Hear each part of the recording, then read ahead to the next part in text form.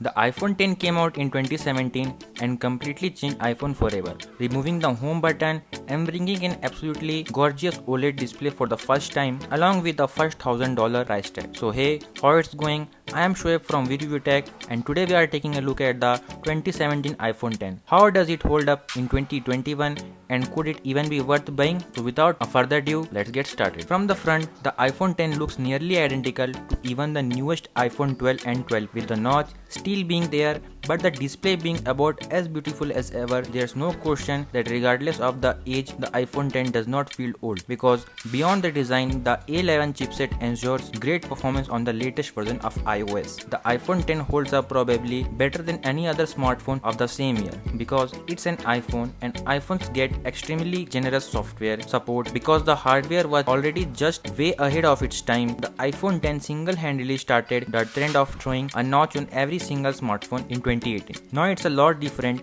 with the competitors pulling ahead in terms of reducing the bezels, but if I am being honest, I still absolutely love how Apple does it. Even with the large notch, the whole experience feels seamless. The notch is integrated perfectly and it tends to blend in. I stopped noticing it after a week after using the iPhone 10. I personally bought the iPhone 10 back at launch in 2017 and I absolutely loved that phone. I used it for about a year until the iPhone 10s when I upgraded, and coming back to it so long later, it somehow doesn't feel that much different than it did back. Sure, the novelty of it being so new is gone, but because it still manages to feel so fast, there's a certain flagship feel that hasn't quite faded. So does the iPhone 10 hold up in 2021? Absolutely. I think the biggest flaw of this iPhone so long later is going to be the battery life.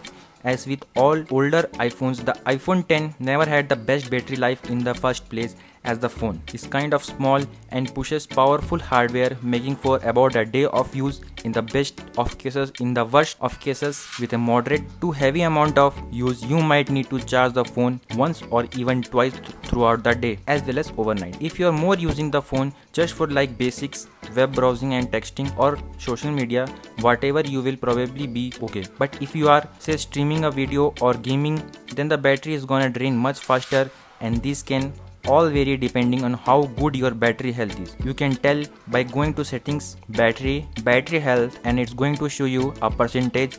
As long as you are above 80, you are good to go.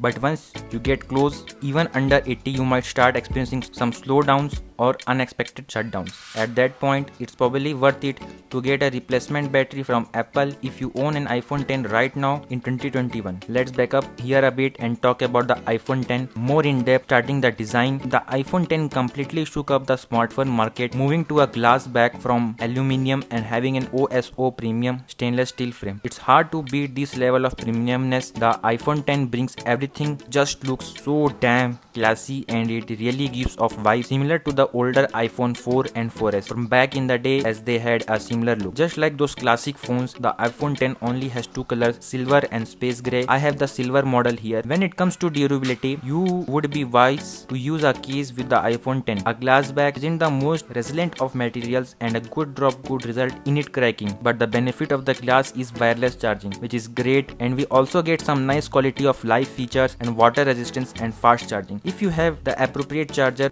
While the iPhone 10 looks amazing from the back for the first time, probably since the iPhone 4, as it brought the Retina display, the iPhone 10 looks even better from the front. Here we have a huge display considering the size of the phone, as the bezels are nearly gone with a soul notch at the top and no home button to found. Instead, we get the home bar, and you can drag up from the bottom of the screen to go home or drag up to the right to get the multitasking, and this is by and far the best navigation system ever created on any smartphone, at least in my opinion. I think it's about as close to perfect as he can get, and it just provides a smooth experience. An OLED display is different from what Apple have used in the past with LCD and what they still use with the iPhone SE, 11 and 10R. OLED provides much deeper and more vibrant colors. You get true blacks and an overall sharper and clear and better image. It really is a huge upgrade, and having since gotten it in 2017, I have never wanted to go back anyways, but I would to say that the screen being so good is absolutely worth it. The notch is here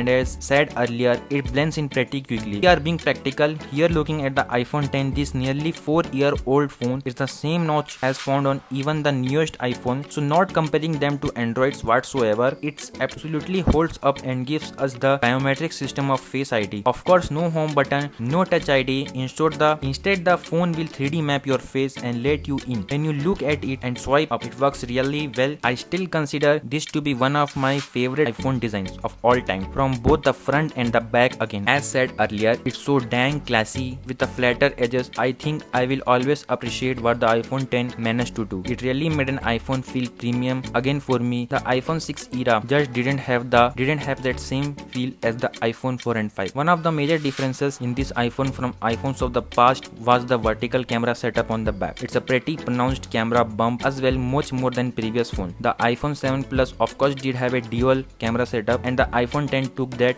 and basically rotated it while adding optical image stabilization to the telephoto lens. So both lenses have it, meaning it's easier to keep the phone steady for both photos and video. The wide lens and the telephoto are 12 megapixels, and the telephoto allows you to zoom in 2 times with little loss in quality in your photos. This iPhone does not feel 3 years old. It barely feels a year old, at least when swapping around the UI. Apple is so good with keeping their older phones optimized and up to date with the iOS.